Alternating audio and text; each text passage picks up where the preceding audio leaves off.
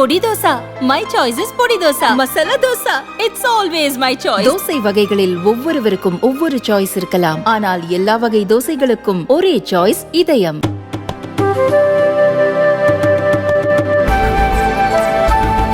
பொறுத்தவரைக்கும் மேக்சிமம் எப்பவுமே பிஜேபி மக்கள் அதிகமாக விரும்பல. அதனால அதுக்கு ஒரு கணிசமான அது இப்போ மோடி வந்ததும் அதே மாதிரி அண்ணாமலை அவர்கள் பாத யாத்திரை போனது இதெல்லாம் இங்கே ஒரு மதவாதத்தை கொஞ்சம் பலப்படுத்திடுச்சு. இந்த ராமர் கோயில் கட்டினது இதெல்லாம் கொஞ்சம் நம்ம தமிழ்நாட்டில் பார்க்கும்போது இது ஒரு நம்முடைய மத உணர்வை கொஞ்சம் அதிகப்படுத்து. அதில் கொஞ்சம் கூடுதலாக இந்த டைம் பிஜேபிக்கு வாக்கு கிடைச்சிருக்கலாம் அப்படின்றது தான் என்னுடைய கருத்து. 100% ஏடிஎம்கோட அவங்க எல்லாம் இருந்திருந்தா கண்டிப்பாக 100% ஜெயிச்சிருப்பாங்க. அதிமுகவுக்கு மக்கள் வெறுக்கலை. திமுகவை வெறுத்திருக்கக்கூடிய ஓட்டு கூட மத்தியில் இருக்கக்கூடிய பிஜேபிக்கும் காங்கிரஸுக்கும் பிரித்து போட்டாங்க. அதனால தான் இந்த பிஜேபிக்கு அவ்வளோ ஓட்டு வந்த காரணமே திமுகவுக்கு ஆன்டியா இருக்கிறது தான். அந்த ஓட்டெல்லாம் பிஜேபிக்கு போன ஓட்டெல்லாம் கூட மத்தியில் ஏதாவது இவங்களை நினைச்சாங்க தவிர அதிமுக இவங்க யாரை இவங்க ஆதரிப்பாங்க. சப்போஸ் இவங்களுக்கு ஓட்டை போட்டோம்னா இவங்க யாருக்கு தான் இவங்க என்டிஏக்கு ஆதரிப்பாங்களா இல்லை பிஜேபிக்கு கூட்டணிக்கு ஆதரிப்பாங்களான்ற மாதிரி மக்கள் யோசிக்க ஆரம்பிச்சிட்டாங்க. த்ரூட் அம்மாக்கு பின்னாடி பல பிரிவுகளாக எங்கள் கட்சி எல்லாம் பிரிஞ்சு போகும்போது நாங்கள் முடிவு எடுக்க ரொம்ப யோசித்து எடுக்க வேண்டிய முடிவுக்கு அந்த காலகட்டத்தில் மத்திய அரசை பகிச்சிக்க முடியல. மத்தியில் இருந்தது பிஜேபி அரசு. மத்திய அரசாங்கத்தை நாங்கள் எந்த விதத்திலும் பகிச்சிக்க முடியல.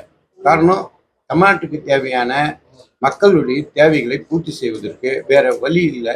அவங்கள அனுசரித்து போக வேண்டிய சூழ்நிலை உருவாச்சு. இப்போ பார்த்தீங்கன்னா இன்னைக்கு 8 மாவட்டங்கள் புதிய மாவட்டங்களை உருவாக்கிட்டோம். அதுக்கு மத்திய அரசுடைய உதவி தேவைப்படுது பொருளாதார ரீதியாக கூட.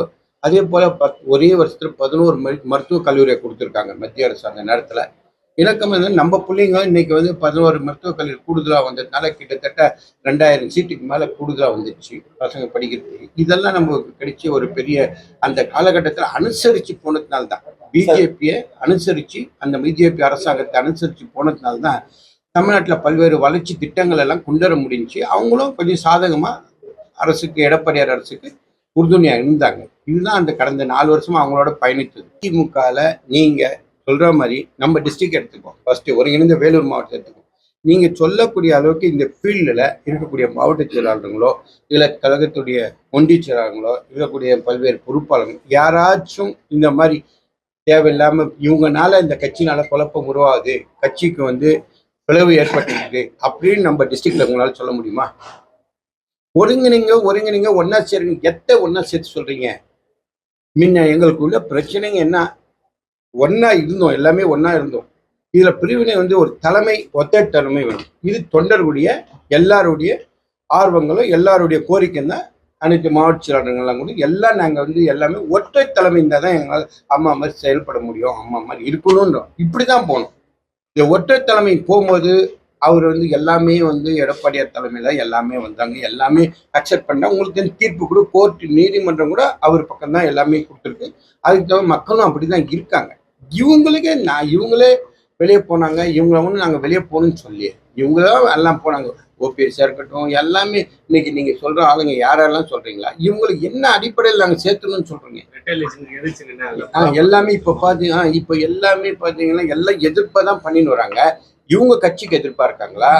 இப்போ அதிமுக தலைமை எடப்பாடியார் தலைமையில இன்னைக்கு அதிமுக செயல்படு. இதுல யாரானா எதிர்ப்பார்? இவங்க செயல்படுறவங்க பூராமே திமுகவுக்கு சாதகமாகவும் மேல இருக்க பிஜேபிக்கு சாதகமாகவும் இப்படிதான் போயின்னு இருக்காங்க.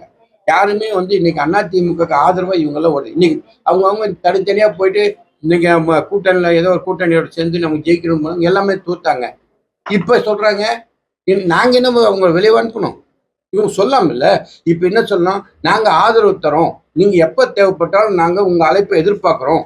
நாங்கெல்லாம் எடப்பாடியார் தலைமையில அதிமுகவுக்கு நாங்கள் எப்போவும் எங்களுடைய ஆதரவு உண்டுன்னு சொல்லிட்டு அவங்க சசிகலா அம்மாவும் சொல்லணும், ஓபிஎஸ் சொல்லணும், பிரிஞ்சு போனவங்க எல்லாமே இதை சொல்லணும். கட்சி நல்லா இருக்கணும்னா கட்சியுடைய தொண்டனுடைய உணர்வை எல்லாமே இந்த கட்சியுடைய தலைவர் உருவாக்கிய எம்ஜிஆர் உருவாக்கிய இந்த இயக்கத்தை காப்பாற்றணும்னா ஒவ்வொரு பிரிவும் இப்போ வெளியில அறிக்கை கொடுத்துருக்காங்க. கட்சி ஒருங்கிணைக்கணும், ஒன்னா சேரணும்னு சொல்றவங்க எல்லாம் அறிக்கை விடுத்தோம்.